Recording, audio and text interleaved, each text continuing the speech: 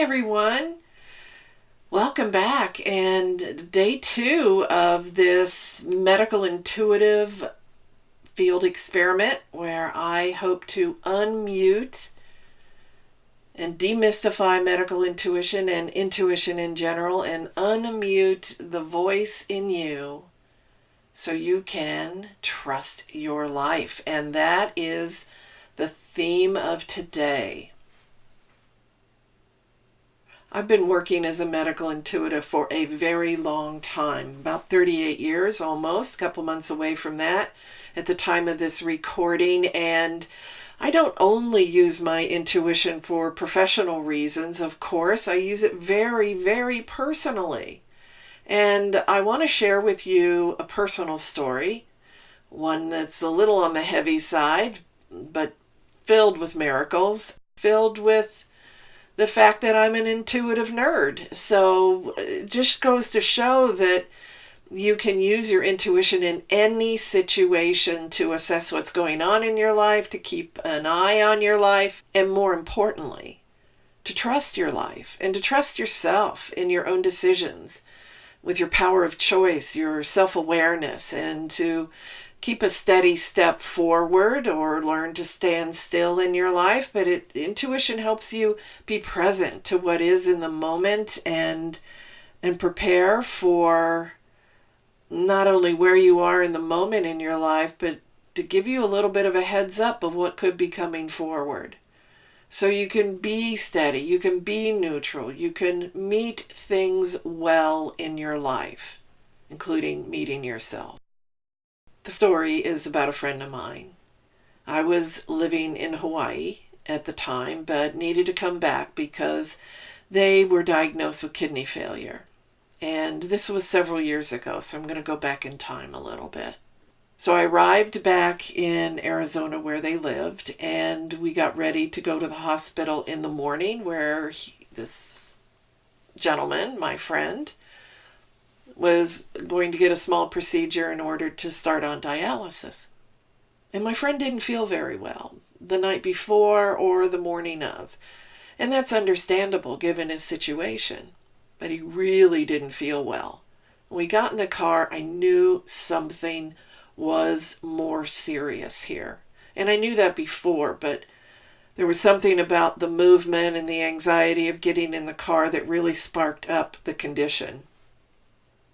And the condition was in his heart. So we're on our way to the hospital. And I'm got my spidey senses on. I'm not just going to sit here and be a friend. I'm going to sit here and be an intuitive friend. And I knew something was wrong with his heart. It wasn't an attack, but it was a precursor to something of that nature.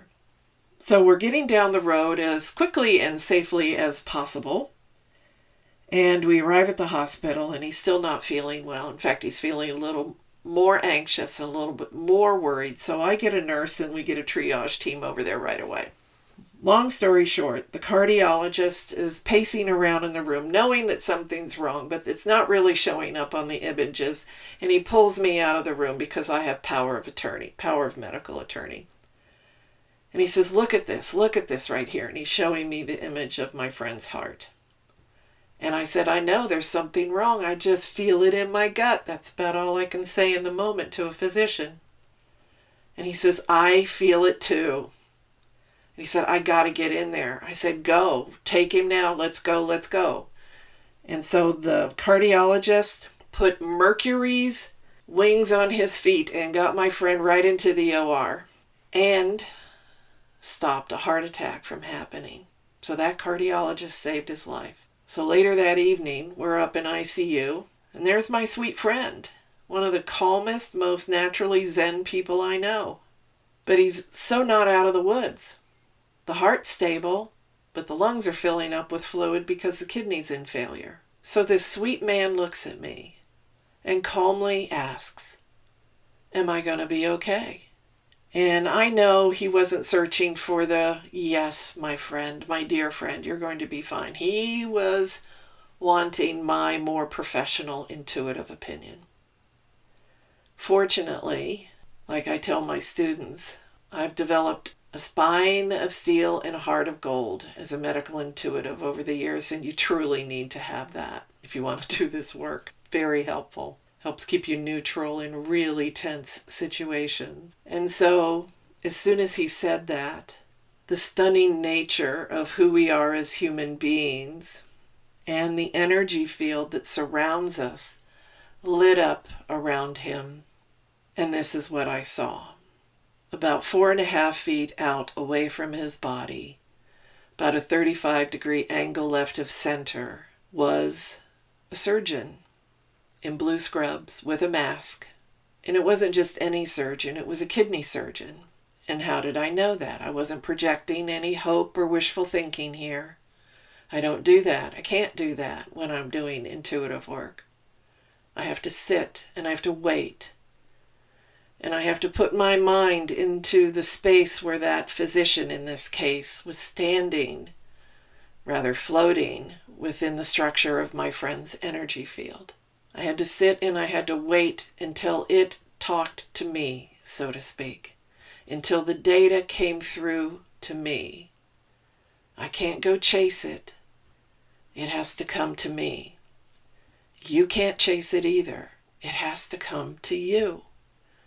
You have to hold a state of presence and alignment and ease and, most importantly, neutrality, no matter what is going on around you, in order to get accurate information. And so that's what I did. And the doctor was right there. Not only was the surgeon there, but the donor was there too. And the data about the donor, I didn't know what gender it would be, but the most important information that I was given was the donor would be known by the end of October that year. And this is the end of June. We're talking about the end of June, sitting in the hospital. So 4 months, 120 days, my friend had to make it before the process of the donor would begin. These images, by the way, came to me in their visual, normal form. In other words, it wasn't the idea of a doctor. It wasn't a hearing that it would be the doctor, although I did hear the type of doctor it was. I am very auditory, kinesthetic, empathic, visual, etc. It was the visual of the doctor. When I see the visual structure of something, whether it was this physician, a book, a car, an airplane, no matter what it is, if the physical object shows up in the field, that's a destiny piece. It would be hard fought for it not to happen. Possibilities show up differently. Destiny to me is a probability. So possibilities show up for me in a structure similar to a marquee on a movie theater. And potentials are a different structure altogether as well. That's more of a cloud or hologram of variety of colors and textures of obtuse energy structures that have somewhat coagulated. And I put my mind into that structure, whether it's a potential, a possibility, or a probability, and wait until the information and data comes to me. And that's something I'd like you to try if you want to. So there we are in the hospital.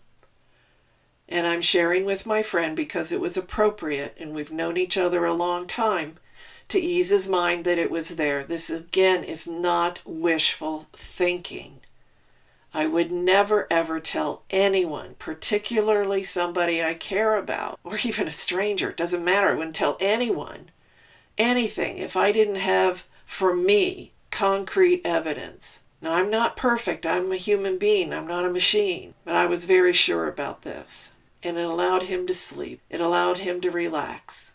And about every 10 days or so, as we waited for those 4 months to pass, he would go, "Is it still there? Is it still there?" And I'd tell him. In fact, it moves closer and closer to the body. As something manifests in your field, as destiny in your life arrives toward you, it moves closer and closer in the body. It gets denser and denser within the energy field, and poof, there it is.